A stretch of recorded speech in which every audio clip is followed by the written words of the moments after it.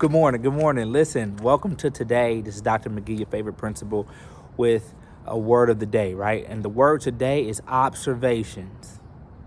The reason I'm talking about observations is because, one, in schools, it's that time.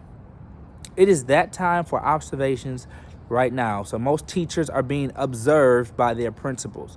Most people in departments are being observed by their supervisors, facilitators, or leaders. So as we look at observations, I want to talk about today observations, tomorrow evaluations, and really go deep with this because the idea of observations is simple.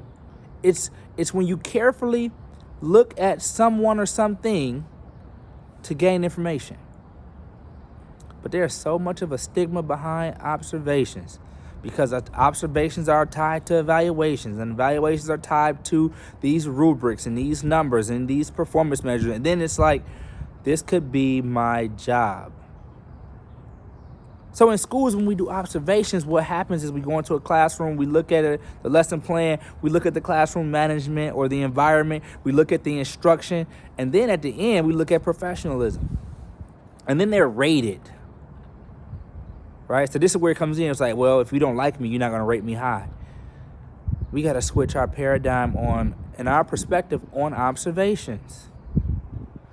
Observations is to gain information. So there are two issues. Leaders like myself as a building principal, right? I have to always check myself because in my mind and my heart, I know what an observation is. I hold it very high in regard. And because it's an observation, I'm just observing to get information, to have a conversation about growth. I don't even call it feedback. I call it feed forward. Feedback to me has a negative connotation of criticism, and it comes from there.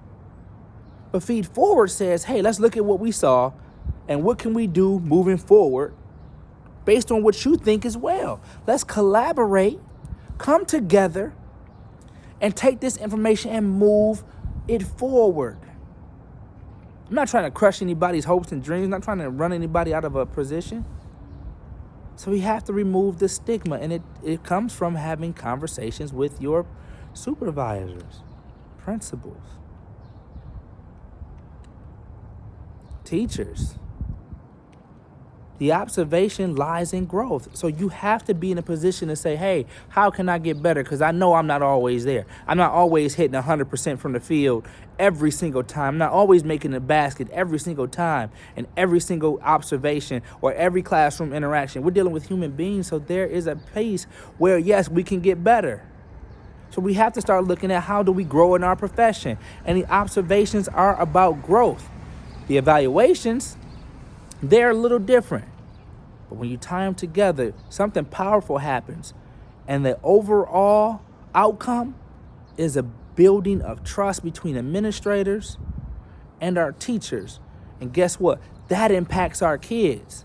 So when we start to tie these relationships together through the lens of evaluations and observations, just remember, observations are for us to gain information, and it's about growth.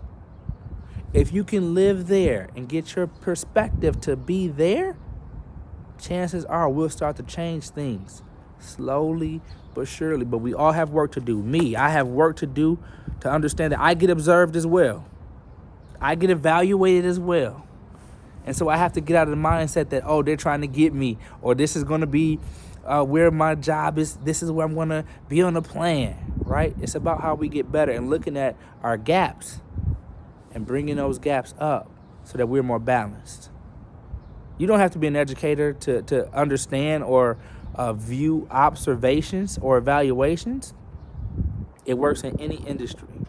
And if you are a leader, which I know you are, an observation is paramount in your field of study, in your work as a parent, as a teacher, as a community leader, as a building leader, as a teacher. It doesn't matter.